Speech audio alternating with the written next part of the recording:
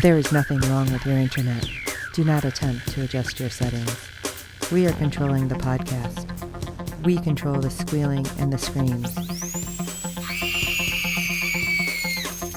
We can make your heart flutter, your eyes blur from tears, or sharpen your mind to crystal clarity. For the next hour, sit back. We are in control of what you hear. We repeat, there is nothing wrong with your settings. You are about to experience the awe and mystery known as the female mind. You are now entering the Fangirl Zone. We will continue exploring and discovering new worlds, new civilizations. Welcome to the Captain's Chair, a podcast on all shows in the Star Trek universe on the Fangirl Zone. I'm Redshirt Dave, and joining me on this mission into the unknown is... I'm Chief Engineer Steve, and today we'll be discussing Episode 2 of Season 4 of Star Trek Discovery. Do we have any news? No news. No news is good news then. Yeah, well, what did you think about the episode? Well, I know we're not rating it, but if we were, I would rate it 3 out of 5 removable wrist moles. Nice. That's the one thing he's worried about. Can we lose the mole? Really? Yeah.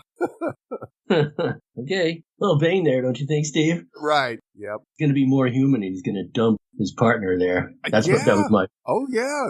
You definitely got a little bit of support for that theory. A little bit. Wanted to be a guardian. You weren't going to be able to do that. Or a host again. You weren't going to be able to do those things with Adira on the Discovery. Yeah. You'd think Adira would put that stuff together, but not yet. Yeah. I think she's still too shaken up by Quajon and everything else that's been going on. I mean, we're starting to see some PTSD showing up in this episode for sure. Yeah, she was a little shaky. Yep. And we knew Book would, but wasn't expecting two of the crew to show signs, even though we had hints of it from Tilly in the first episode. Do you have a handle on Tilly's PTSD? She also on her disappointment angle. I mean, first of all, she's the only one that's not a lieutenant commander on the bridge, it seems. Yes. Certainly not. You can get her promotion to number 1 either. No. You'd think that would hurt her that much? I wonder if it's a bit much to call it a death wish. But that's Book's job in this episode. Yes, absolutely. She does seem a little off, like she wants to leave or be somewhere else in the worst way. Right. Like she said, she's lost all her ambition. And that was what basically drove her for the last 3 seasons. Yeah. And there were multiple hints that she was going to be in a captain's chair. And one way or another, they actually got to do it. Right. But why is she giving that up? Yeah. I think it's just, once again, she got a promotion, but there was none of her family there to see her actually do it. Mm-hmm. And I think that was the thing that grabs her the most, is being able to share her accomplishments with her family, and she can't. So it's like, why try anymore? Wow. Well, that's going to be a problem. Yes, that is going to be a big problem. Usually the crew substitutes for your family, but if she can't find that substitute, that's a problem. Yep. I do think Culber will be able to help her. No doubt about that. All right, shall we get into Episode 2, Anomaly? Sure. Saru returns to help the USS Discovery uncover the mystery of an unusually destructive new force. As Burnham leads the crew, she must also find a way to help Book cope with an unimaginable loss. Yeah, she's the person to do that. So aboard his ship, Book sits quietly and remembers flying through a flock of falling birds. I almost said flock of seaballs. That's not even a boomer reference. That's an 80s reference. Yeah. Shortly before the destruction of Quajon, he also sees Kahim and Leto, who were on the planet when it was destroyed by the Anomaly. Burnham attempts to comfort him, but she is called away by an arrival of a guest. Booker, otherwise unresponsive, urges her to go. Yeah, that was a little cold. Yes, too. Very. Yeah, you should go. Okay. In her ready room, Burnham greets Saru, who again wears a Starfleet uniform. So good to see him back. She tells him, Book, he looks good in the red too, by the way. Oh, yeah, absolutely. This is minor, Steve, but if they change her hair one more time, I might stick a phaser. But I actually like this do that's straight down the back and not over the shoulder. Yeah. She looks more, I don't know, like a captain. She tells Saru that Book is the only known survivor from Quajan, though Starfleet is looking for other of this species who may have been off-world. I don't know if that was a hint. Who would it be, if anybody? Right. Why would it matter? Well, it would matter. To him. When Vulcan was destroyed, at least they had some Vulcans that survived. So He wasn't the only one left of his species. And finding other Quajans would at least relieve Book from that. Yeah. Then at the time there was 2 Spocks running around. Burnham also reveals Book has been numb from grief in the 2 days since Quajan's destruction. Saru explains he will remain a village council member in absentia, but that Starfleet needs him now. Burnham congratulates Saru on being offered command of the USS Sojourner. Saru replies that, well, one day he would like to return to the captain's chair. This is not that time. He offers to serve as a second pair of trusted eyes to Burnham, as she did for him when he first became the captain. In a briefing at Federation headquarters, Stamets explains that the anomaly that hit Quajan in Deep Space Repair Beta 6 is a massive 5 light years in diameter, shocking the Federation Lara Relic. That would shock anybody. Yes. What do you have to go to? Go 5 times the speed of light just to get across it? Yes. That happens. That's a little too hard to dodge. This thing just pops out of nowhere. No joke. Stamets and Tilly explain they are flummoxed by the anomaly, and that their current theory is that it's a roving binary black hole, 2 black holes that are merging, creating huge gravitational waves in the process. Quajan was destroyed because it was closer to the source of the waves. The station further away was able to survive its initial impact. I'm sure there's a hint with the birds, though. Like how Adira said birds have a little magnetic sense. So there has to be something that's, calling to this binary black hole. Do you think? I don't know. Possibility, yeah. Stamets brings up a holographic simulation based on a theory that seems to account for what happened to Quajan. Just then, Book enters the room, creating an awkward atmosphere. He asks them to continue. The simulation shows the destruction of Quajan. No planet could withstand such stresses. Their models indicate the anomaly will enter the Risco system soon, and Rilak orders an immediate evacuation. Wow, you better hurry up and build those ships fast. Yes. Other Starfleet captains have numerous questions, but Burnham says the only way to find answers is to collect more data. You know what I liked about that, Steve? That scene? What? Lots of boomers. Yes. Remember the original series? And I'm sure everyone remembers the original series. Yeah. At least in repeats. You wouldn't see anyone with gray hair. I mean, nobody. It was all for the young to travel in space. Yep. Represent, Steve. Represent. Absolutely. Navarre President Tarina offers the services of the Navarre Science Institute in analyzing any data, explaining that while Navarre is not a Federation member, such a crisis requires contribution from its allies. Oh man, they better not threaten that planet now. Right. Remember, I had a theory going in the previous episode that Rilik's going to have to make a call whether to save her world or not. Right. And because it's not a Federation member, might let it go. Oh, man. Yeah, Burnham might do something that... Oh, of course. First thing she does is disobey orders, right? Yeah. Tarina also warns of potential civil unrest. Another hint. Yeah. Aboard USS Discovery, even within the civil unrest, even on a ship, I would imagine. Aboard USS Discovery, Tilly acts awkwardly while walking down a corridor with Saru. Funny. She keeps looking at him, and he's like, yes? She asks him if he's gotten taller. Saru says he's not until he posits he has more swagger, and which assures him that's a compliment. Tilly shares her discomfort in the wake of the death of Commander Nahlas and the destruction of Quajan, marveling at her smallness in the cosmos. Yeah, she definitely has identity problems. Yes. But Saru argues that that's how each individual spends their time would matter. They arrive on the bridge where Owo addresses Saru as captain. That's correct. He has to be addressed simply as Saru, but Burnham suggests Mr. Saru. And I think everybody went, oh. Yes. Yeah, Mr. Speaking on a shipwide channel, Burnham tells the crew about the danger they face in investigating the anomaly and vows to prevent further deaths. Oh, yeah. Kiss of death. Discovery uses the spore drive to jump close to the anomaly. A polarizing spectrographic filter on the viewscreen reveals the anomaly, unnerving the crew. I always appreciate that. I mean, they're not looking at anything. Right, yes. But you'll have to act shocked. Yep. Always good job doing that because especially Book. Yes. Makes his eyes water like on command. Yeah. Do that. Discovery keeps Discovery at a safe distance from the anomaly, but Owo reports that subspace gravitational waves are not where they had predicted. Also, are unable to see 2 black holes, potentially discounting their working theory. It was on the graphic, though, when they first explained the 2 black holes. You could see in the background that there were 2. Tilly explains there is an accretion cloud made up of gas, dust, and large amounts of dark matter surrounding a gravity well, so a black hole still fit. However, Stamets says the gravitational Doppler shift from their scans is way up, leaving them perplexed. And that's when I started thinking, wow, if it pops up out of nowhere, is someone steering it? Yes. Which would make it a weapon, I guess. Yes. Either that absolutely. or someone invented it and now they can't control it. That could be as well. Yeah. So the ship scanners cannot penetrate the outer edge of the accretion cloud. The obtaining the necessary data will require flying into it, which Detmer warns would pose a serious risk to discovery. Saru suggests sending dot drones with sensors, but maintaining communications would be difficult. Well, you could tether them, can you? Yeah. Just saying. Book offers up his ship, which is large enough to navigate the cloud, but small enough to avoid most of the debris. It can also change shape to compensate for torque. Of course, everyone knows at this point he seems a little suicidal. Like, why bother? Absolutely, he is. He's got that 1,000-yard stare in his face, like, I don't care what I do. Yeah. Burnham orders Detmer and Stamets prepare to go in, but Book asks to speak in private. Sorry, Dad. Yeah. Burnham tells Book that the pilot must be clear-headed. Book pushes back, and they fight. But ultimately, she notes that he is not a member of Starfleet and does not need Burnham's permission. Yeah, but when I heard that argument, Steve, it's her ship. Right. His ship is on her ship.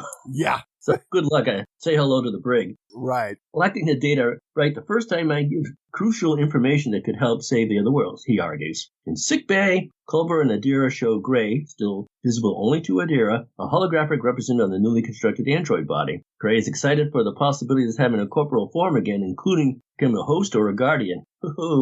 As we discussed earlier. Yep. Gray feels guilty for feeling joy at the time of great sorrow, but Culber explains that life must continue. Yeah, well, his boyfriend was in trouble. Supernova's artist created an excellent likeness of Gray by using a Zoom-type synth body, making Gray marvel at the 800-year-old technology. Where did it all go, Steve? Yeah.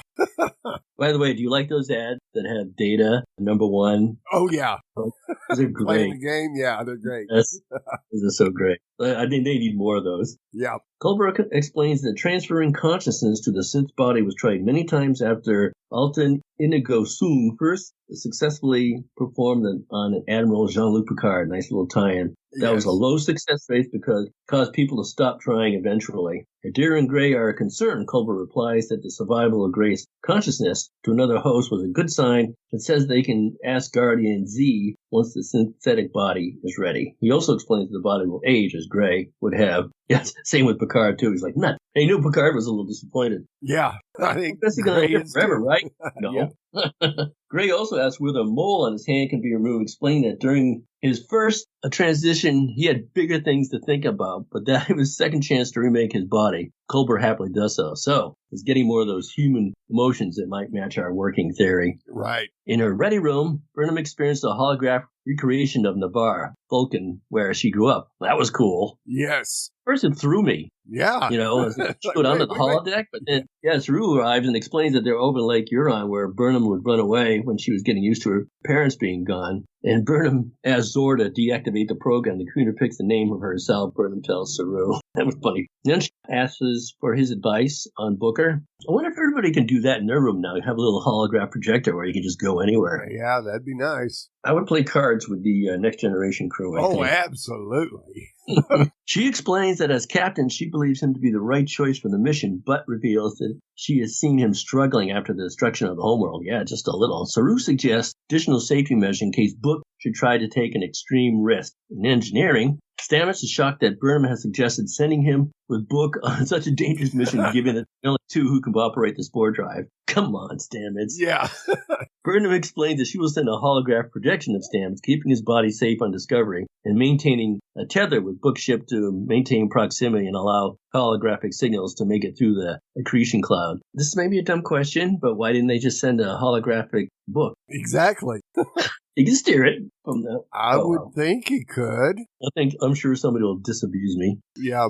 She asked Culber to be on the bridge during the mission. Stamets confides in Culber that he doesn't know what to say to Booker normally, let alone in the wake of Quayshawn's destruction. Yeah, this is when you cue in the Odd Couple music.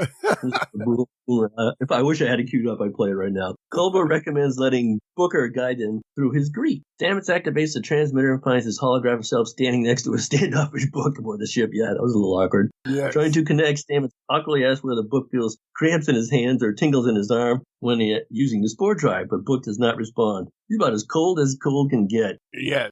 until Stamets this. goes to pet Grudge, but Book warns him that if Hollows freak her out because she cannot smell them. Like it. Yes, absolutely true. I could definitely see that. Yeah. He stows Grudge safely elsewhere. Cosmic cat box. Yeah.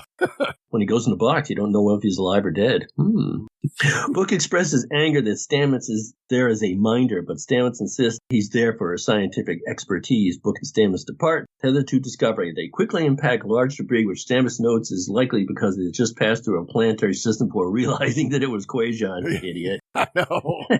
As they pass through more debris, Booker is reminded of the falling birds on Quajon just before its destruction and flashes back to images of Kahim and Leto. Meanwhile, on Discovery, a surprise subspace gravitational wave sends the crew flying into the air, where they remain suspended and helpless. That was awesome. It was awesome. Zora explains the artificial gravity generators cannot compensate, but the wave suddenly passes, sending the crew slamming into the deck and sparks flying from the consoles. That always kills me, Steve. Yep. It's the, 33rd century or 32nd? 32nd century. And they still got sparks flying everywhere. I mean, it's cool, but really, seriously, sparks. That's like when they try to pick up something heavy. Programmable matter, no less. Yeah. The crew's bruised, but otherwise okay. Tilly remarks that Discovery should not have been affected. Discovery was badly damaged, but the tether is intact. Booker's ship loses navigation, but insists on remaining inside the accretion cloud to gather the needed data. Tilly and Adira, who has a cracked rib, work to try to figure out why Discovery was so badly impacted. Adira feels Tilly is second-guessing their work, but Tilly snaps that in Starfleet, everyone's work is double and triple checked. I didn't have a problem with that, actually. No, but I think she outranks Adira, and Adira, your job is to listen, too. True, but I think she could have said it in a more Tilly tone instead of barking at her like she did. Well, she's the new Tilly now, I guess. Maybe. She also orders them to incorporate the new data on their irregular gravitational strain on the Discovery. As Culber heals one of Tilly's wounds, she confides that she feels she is Stametsing right now. That was good. That was a good one. Yep. Culber replies that Adira looks up to Tilly, which seems to unnerve her slightly. Yeah, weird. Apparently, I can see being uncomfortable because she was always the one looking up to everybody else. And now she's got somebody looking up to her and it's like, ugh. How does she expect to be a captain if she doesn't have... Right, exactly.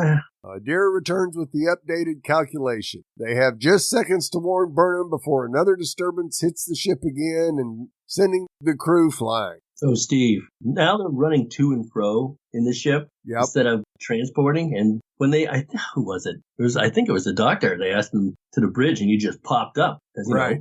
Site-to-site transport. Do you suppose they're not doing that because the anomaly's near? Because I don't think they really explained it. I mean, why are they running around? When they could I would think so because I believe they did determine that they couldn't transport the people that were in the repair station off. Yeah, nor anyone that's in the book ship, too. Right. I guess. Yeah. Nielsen reports that another hit will destroy the artificial gravity generators completely, though Bryce suggests the hull may breach first. No. I know. Tilly reports they have 4 minutes before the next hit, then 1.5 minutes, then 40 seconds. She cannot explain the irregular pattern, and it is irregular. Someone steering it, Steve, or is it so... I think we're getting closer and closer to that potentiality, at least. You think it's from the future? Don't see why not. Especially a show like this. I mean, they're from the past. Right. In our future. I wonder if somehow in the future, someone who was trying to do, this may be a stretch, like site-to-site transport from the future. That's because why not at that point? And things went horribly wrong. Just another tinfoil hat theory. Yep. Burnham mulls pulling Book ship out, but Stamets is unsure whether he has collected enough data to answer critical questions, and repairing Book ship for a second effort could take a week. Meanwhile, Book hallucinates Leto running around his ship again. His attention returned by Stamets, Book recommends releasing the tether to keep Discovery safe despite his loss of navigation. Burnham hesitates, but orders the tether snapped and Discovery to retreat. So that's the Rillick effect, right? Yeah. Kobayashi Maru making the decision. That was fast. Yep. On Book's ship, Stamets still needs more time to finish his scan. Boson power unit emerges from the control panel damaged. Book directs Stamets to use a phase discriminator to repair it. Stamets objects to Book's terse tone, to which Book replies that Stamets has spoken to him more today than in the prior 5 months combined. Wow, it's a little catty. Yes, and that's funny. Book being catty with Mr. Catty. Oh, that's right. That's where he learned it. Yep. Book accuses Stamets of having a bruised ego since he is no longer the only one capable of operating the spore drive. Yow. Yes. Stamets replies that he instead feels awkward around Book because Book saved Culber and Adira during the incident with Osira when Stamets could not. Jealous much? Much. Wow, I know. These guys work it out, would you? Yeah, just then Stamets... Don't they have a 10 forward? Yes. Have a couple of drinks? Just then Stamets' scans are complete, but he cannot transmit them to Discovery or return his holographic consciousness because of a communications block. Data, cell phone. Yeah. The cell phone's out. Yes. Data now lives only on Booker's ship. On Discovery, Tilly and Adira have studied the anomaly and theorized that Book could somehow ride one of the gravitational waves to safety. And then we get the greatest of all time as Bryce suggests adapting a kite surfing technique he learned on Manorock 4. Accelerating into the distortion at a specific point would allow his buoyancy to carry the ship out. If he was doing some curd surfing, that's probably something about his personal life we don't know about. Absolutely. Without navigational sensors, Book cannot simply guess the right angle and time, so Burnham will have to tell him when to go. Burnham waits for the right moment, but when she gives the order, Book hesitates and they miss the way because he saw Lita again. Yeah. Stamets assures him another opportunity will come and they have enough engine power for one more attempt. Book is dejected and tells Stamets, pull off the holo transmitter. You're not even here. No one's here, he says. Stamets replies, I'm here. We're all here. Burnham warns of another distortion in 2 minutes, but Booker is distracted by another hallucination of Lita. Saru suggests Burnham talk to Book personally. And soon we get a Boomer reference. Go ahead, Steve. Yeah, Burnham activates the personal communication and tells Book he can do this. Also known as the cone of silence. Yes. But you have to admit, that was pretty sweet. Yeah. Yeah, I don't have to go to my Reddit room to have a private conversation. I just go beep. I swear, Stamets could hear him, though. Sure didn't seem like it. Yeah. When she tells him to go, Book flies into the distortion wave, and after a few tense moments on Discover, Book notifies them that they have made it out and transmits gathered data. Saru congratulates Bryce for his hobby.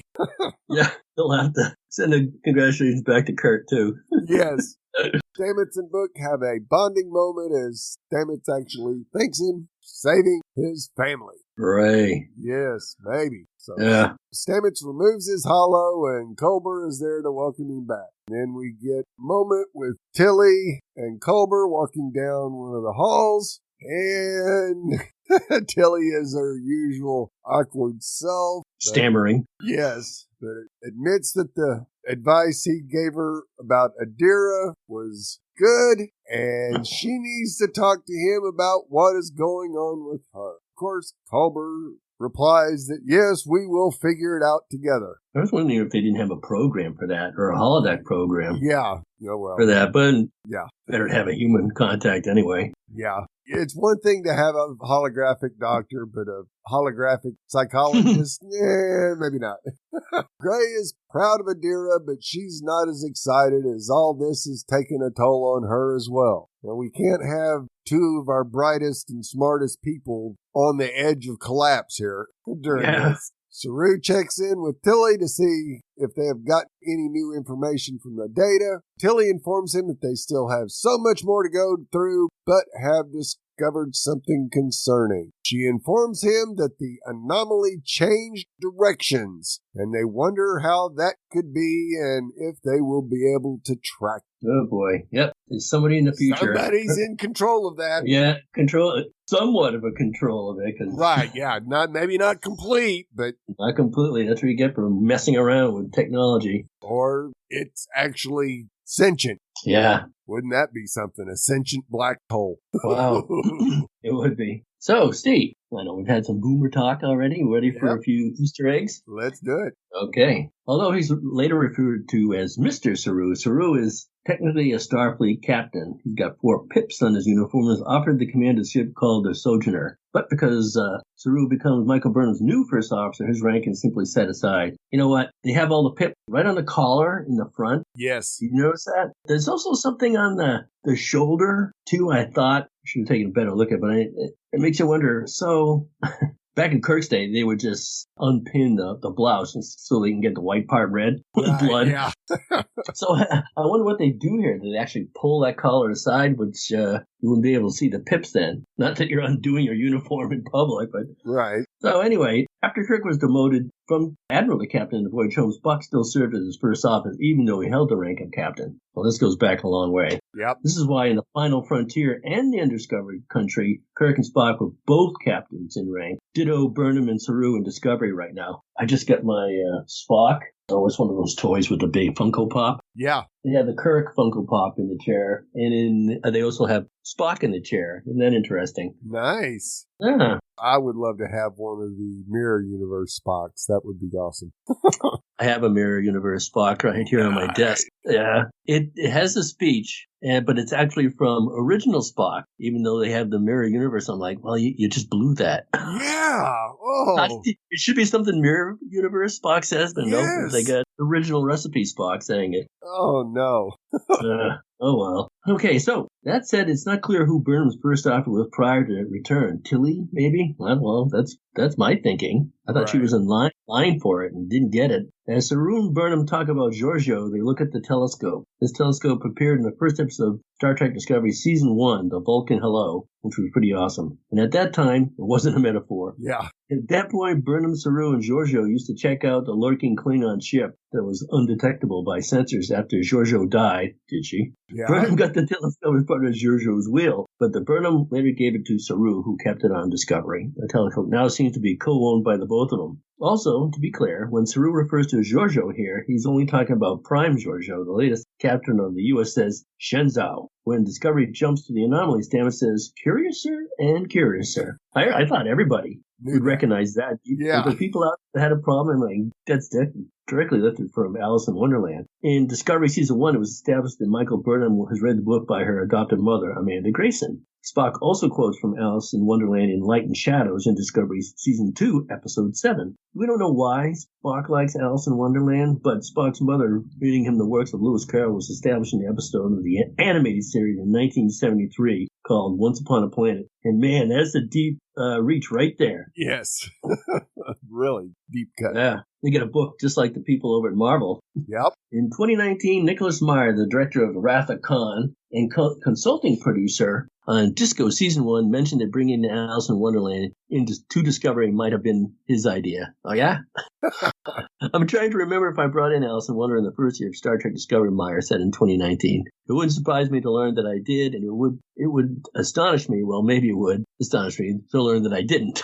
Good grief, buddy. Just can't Sit come down. out and say, it was me. Yeah, it was me. Culber tells Adair and Gray that the new synth body for Gray was created using the Soong method. This references the finale of the Picard Season 1, in which Picard's mind was moved into a humanoid synth body. This means that the Soong Culber refers to isn't Data's dad, Noonien Soong, but rather Data's human brother, Altan Soong. If you watch Picard, you would know that. Gray says that he might want to become a host again. This is a quick line, but actually kind of wild. This implies two things. First, that a Trill host could be joined with another symbiont, and having been joined with after being joined with a different one. Obviously, there's never been a reason to think about this before. Usually, the reason a host no longer has a symbiont is that they've died and the symbiont has gone to someone else. Yeah. So now that Gray will be reborn, but not joined with Tal, he's right. He could become a host again. But on top of that, this also implies that the synth Trill body might be biologically compatible with a Trill symbiont. Oh boy, there's going to be some high tension on board that ship.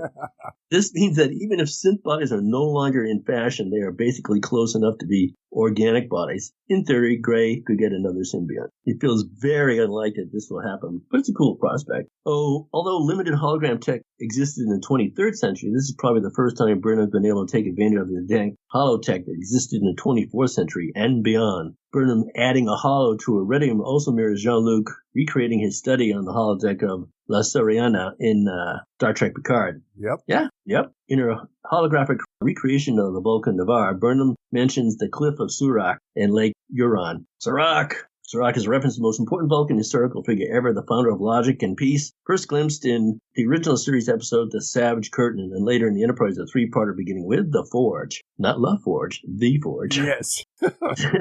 Lake Huron, on the other hand, is a very deep cut. The lake was referenced by Tom Paris while talking to Tuvok in the Voyager episode The Disease. Every once in a while, you still see Tuvok pop up on something. Yes, absolutely. If I can remember his real name, I would tell you. Do you remember what he said? Michael? Is his name Michael too? Tim. No, Tim. That's it. Yes. Right. Thank you. Michael is referring to Discovery's ship computer as Zora. The computer voice is now played by actress Annabelle Wallace, who first voiced Zora in the 2018 Short Takes episode Calypso, written by Picard co-creator Michael Chabon. The timeline of Calypso is, in theory, still at some point in the future in a current era of Star Trek Discovery. In 2020, Discovery producer and director Latunde Oswonamani, I can see that maybe, said those connections might not be one for one. Meanwhile, Michelle Paradise has gone on record saying Calypso has now become part of our canon, and yes, eventually we'll have to find our way there. Stamets jokes about Burnham throwing him out of an airlock. I'm glad they made reference to that. The reference to the fact that Burnham actually did use the Vulcan nerve pinching on Stamets and kicked him out of an airlock in Discovery Season 3, Episode 12, There Is a Tide. I still thought he was raw from that. They seem to have gotten over. Yeah. Might as well. I mean, you can't just explore every thread, I suppose. No. Still, it's a pretty heavy one. Yep. Well, so we very rarely see artificial gravity on the Star Trek spaceships get knocked out. The most prominent example is in the Star Trek VI, The Undiscovered Country. Very Shakespearean episode. Although he shares more conventional medical duties than with Dr. Pollard, it appears that Culber has now become a de facto ship counselor. Yeah, apparently. This is probably because prior to Disco coming into the 32nd century, the role of ship's counselor on the starships didn't really exist in 2258. In a deleted scene from the Next Generation episode Relic, Scotty is surprised that the Enterprise D has a ship's counselor, and Troy affirms that it's 100% something that happens after his time. So that, in his case, that would have meant less Scotch, so he's probably glad. Yes. So if we connect the dots, it means that Starfleet of 3189 obviously has ship's counselors, and Culber is essentially getting a job that didn't even exist for him back in the 23rd century. Obviously, he's totally qualified and perhaps is poised to become the best Star Trek counselor of all time, but maybe not the hottest. Yes. Well, guess who's back, Dave? Who? It's our friend Fred from the Netherlands. He finally realized that Discovery was back on, so we've got some feedback for episode 1 and episode 2, so let's take a listen. Hello, Steve and Dave, and all listeners to the Fangirl Zone. This is Fred from the Netherlands with some feedback for Star Trek Discovery, Season 4, Episode 1 and 2. Hey guys, nice to be back here, although I almost missed it. I was living more or less under a stone. I don't know if that's an English expression as well, living under a stone. I didn't notice actually that Star Trek Discovery had started again. And in my case, this expression is even funnier because my last name, Petrie, also means stone. You know the word petrify. And although my parents didn't know it, in the 60s we had a cartoon with Flintstones and we had a guy there, Fred Flintstone. So Fred Stone is not unknown.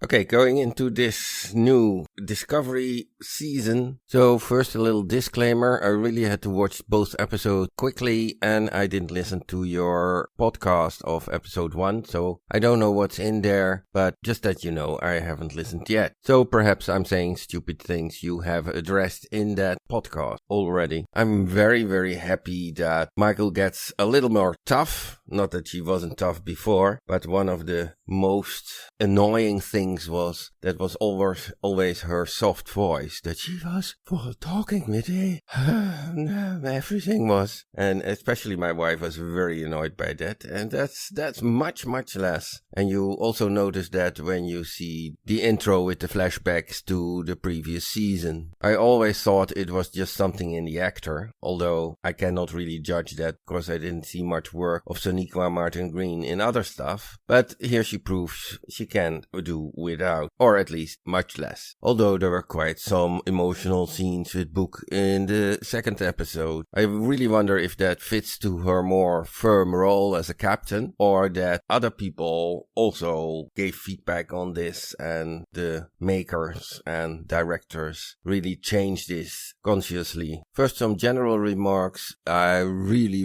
love the cinematography again. Really nice composition. I love the uniforms, the colorness, the way they are designed. Really good. Sometimes the pace is a little too fast for me, especially when Discovery gets to the space station and all that happens there. Of course, there are many real classic Star Trek references. Of course, in Michael's speech to the Academy and having the sparks and fire on the bridge just to show that something awful is happening, and with debris coming down, always on the bridge. Also the design of the space dock. But of course, these are all the things that the real Star Trek fans immediately recognize. And I really wonder if it's sometimes perhaps too obvious and too much. I have some ambivalent feelings about that. Being nice references or being over the top and a little bit too much. A little bit less and more widespread over this season would perhaps be nice. Another general remark is about the prosthetics. They got so much better. I think Saru even has a little bit of 10. Much less rubbery, much nicer in most old people. I really also liked the prosthetics of the president. She is, well, I don't think she's half Cardassian. She's perhaps a fourth or an eighth Cardassian. Very subtle. Talking about that president at the end of the first episode, already started to doubt, is this a simulation? Is this a Kobayashi Maru test for Burnham? But then seeing the second episode, which goes on the story of the first, I got convinced it was not a simulation. I think the president is right by saying that Michael is willing to risk the many to save the few. And that of course makes her story and her approach always appealing and adventurous, and giving a nice discussion with her surroundings, just like here. Okay, that will be all for now, otherwise this feedback will be too long. Greetings, all the best, Fred from the Netherlands. Till next time. Thank you so much for that feedback, Fred. We really appreciate it. He caught a lot of the stuff that we did, including my favorite, the sparks. Yeah. Sparks and fire. Really? And it's definitely nice to have you back. We weren't sure you were going to make it for this season when we didn't hear from you for episode 1, but glad you're back on board with us, Fred. Yeah, he must have got his shipment of dilithium crystals. Must have.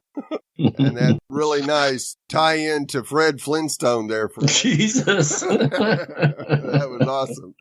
Yep. Well, and I'm glad you didn't have to put up with Michael's soft voice in this episode or too much in episode 2, but I'm thinking it probably won't last.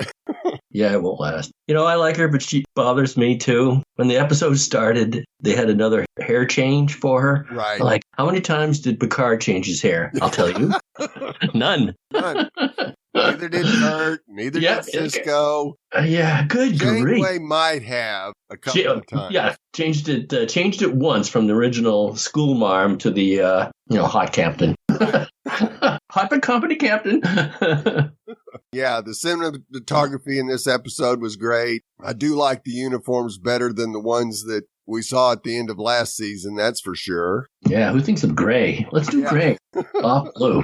Really? Why? Colorblind in the 33rd century or something? If you catch the Will Wheaton after show, find out that they've gone beyond a green screen. They now have what they call an arc screen, which is just amazing. And that is probably why the cinematography has gotten immensely better in this season so far. That's what keeps buying us new. We keep buying new TV, Steve, so we can see all the stuff. Oh, yes. We just did something new. You're going to have to buy a new TV. Yeah. Damn you. 8K.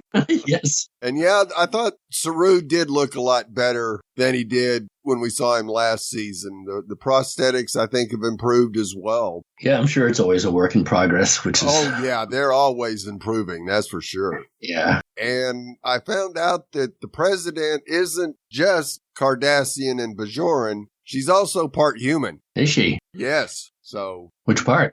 Yeah. Good question. Find out. It'll be a cliffhanger. Yeah. At the end of the season. Well, as always, Fred, we really appreciate your feedback and looking forward to hearing from you on the next episode. Thanks, Fred.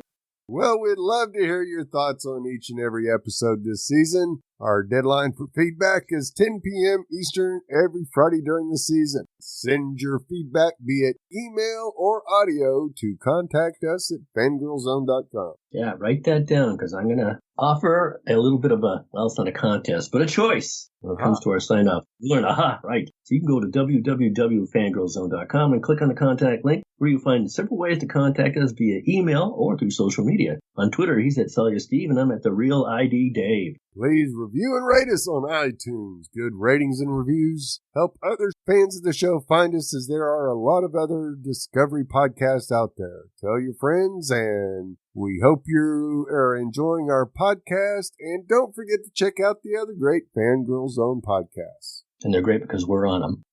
Oops, that slipped. So in closing, the third episode on December 2nd, good grief, December, is titled Choose to Live. So until then, remember, this is Chief Engineer Steve. How we choose to spend our moments in the short time that we have matters. Interesting. Unless it's programmable matters. Yes. Okay, and this is Redshirt Dave. And yeah, I could not make up my mind on a choice of closing statements. So if you wrote down that contact information, you can choose from either A, I get a wrist tingle when I connect to my sport drive, or B, I get to see what my body looks like today, and it's huge.